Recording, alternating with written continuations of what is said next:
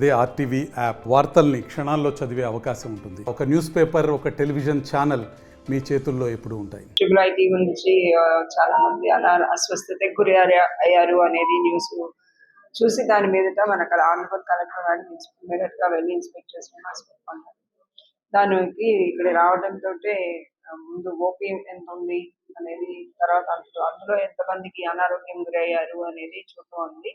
దానిలో 10,500 మంది విద్యార్థులు ఉన్నారు టోటల్ గా ఈ బ్లాక్స్ లో కలిపి.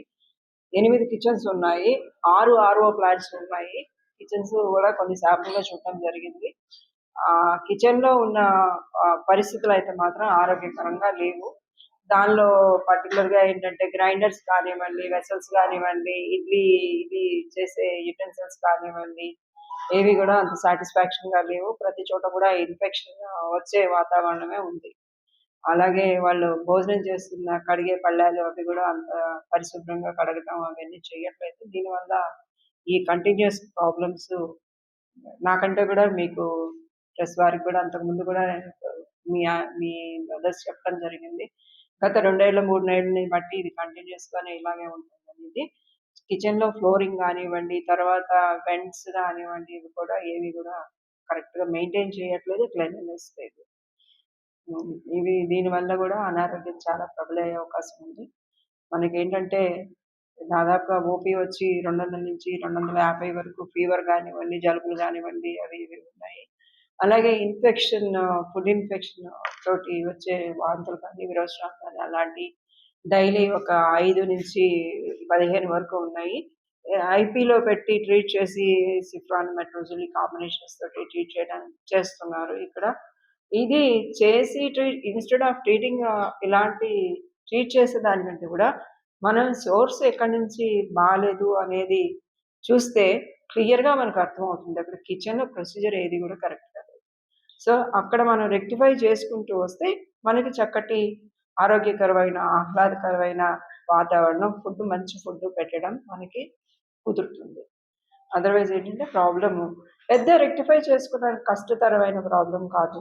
ఇప్పుడు 6 కిచెన్లో 8 కిచెన్లో ఉన్నాయి. ఒక కిచెన్ ఒక వారం రోజులు క్లోజ్ చేస్తే ఆ కిచెన్ క్లీన్ చేసుకొని, ఫ్లోరింగ్ అంతా బాగు చేసుకొని, గ్రైండర్స్ అంతా పాత గ్రైండర్స్ అక్కడే పెడుతున్నారు, కొత్త వాడే గ్రైండర్స్ అక్కడే పెడుతున్నారు. ఇవన్నీ అన్నెసరీ మెటీరియల్ తీసేసుకుంటే సఫిషియెంట్ స్పేస్ వస్తుంది. పర్టికులర్గా పెనాలు ఏ అయితే ఉన్నాయో అవన్నీ కూడా రీప్లేస్ చేసుకోవాలి. ఆల్రెడీ దానికి మడ్డి చాలా పట్టేస్తుంది. పైన ఏదైతే ఈ వెంట్స్ ఉన్నాయో, ఈ స్మోక్ వెంట్స్ పెడతాం కదండి, హై టెంపరేచర్ని కూల్ చేయడానికి, ఆ వెంట్ అయితే మాత్రం బాగా పట్టేసింది. పైకి వెంట్లోకి వెళ్ళటానికి ఏమీ లేదు, అంత బ్లాక్ అయిపోయింది జిడ్డుతోటి. ఇవన్నీ క్లీన్ అది వారానికి ఒకటి చొప్పున చేసుకుంటూ వచ్చినా కానీ చేసుకోవచ్చు. ఇమీడియట్గా దాన్ని రెక్టిఫై చేసుకోవడానికి నోటీస్ అయితే ప్రిపేర్ చేసి ఇస్తాము.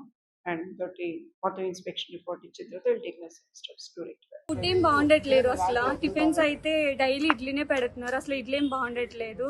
ఎగ్స్ లోంచి వాటర్ వస్తున్నాయి ఓపెన్ చేస్తుంటేని. ప్లేట్స్ సరిగ్గా వాష్ చేయట్లేదు. చాలా ప్రాబ్లమ్స్, హెల్త్ ఇష్యూస్ గట్రా వస్తున్నాయి. అన్నం అయితే అసలు ఉడకట్లేదు. కర్రీస్ అన్ని నీళ్ళల్లో ఉంటున్నాయి. కొన్ని ఏ రోజైనా కొంచెం కర్రీ బాగుందంటే అది ఏమంటే అసలు వేయట్లేదు. మాకు ఫుడ్ మంచిగా పెట్టిన అవసరం లేదు, అట్లీస్ట్ క్వాంటిటీ తగ్గించి పెట్టినా పర్లేదు, కానీ ఫుడ్ బాగుండాలి. నైట్ అయితే అసలు ఏం బాగుండట్లేదు. ఇప్పుడు బంగాళదుంప కర్రీయే పెడుతున్నారు, అది అసలు బాగా చేయట్లేదు. మేము తింటున్నప్పుడే మా ఎదురు క్లీన్ చేస్తూ ఉంటారు, ప్లేట్స్ అసలు క్లీన్ గా ఉంచరు. మాకు ఎఫ్సీ ఫుడ్ అయినా కొనుక్కుందామంటే వాటి రేట్లు ఎక్కువ. ఎఫ్సీ ఫుడ్ కాస్ట్ ఎక్కువ ఉంటున్నాయి, కానీ ఎఫ్సీలో ఫుడ్ అసలు బాగుండట్లేదు. బయట జొమాటో ఇవేమి రానివ్వట్లేదు. బిగ్ బాస్కెట్ ఆర్డర్స్ కూడా లోపలికి అలౌ చేయట్లేదు. ఫుడ్ అయితే అసలు ఏం బాగుండట్లేదు. మేము తినలేకపోతున్నాం. రోజు కష్టపడుతున్నాం అంటే దానికోసమే కదా, కొంచెం ఫుడ్ తినడానికే కదా కష్టపడుతున్నాము. మరిన్ని వీడియోస్ కోసం ఛానల్ ని సబ్స్క్రైబ్ చేయండి. లేటెస్ట్ అప్డేట్స్ కోసం వాట్సాప్ ఛానల్ ని ఫాలో చేయండి. అండ్ లింక్ డిస్క్రిప్షన్ లో ఉంది.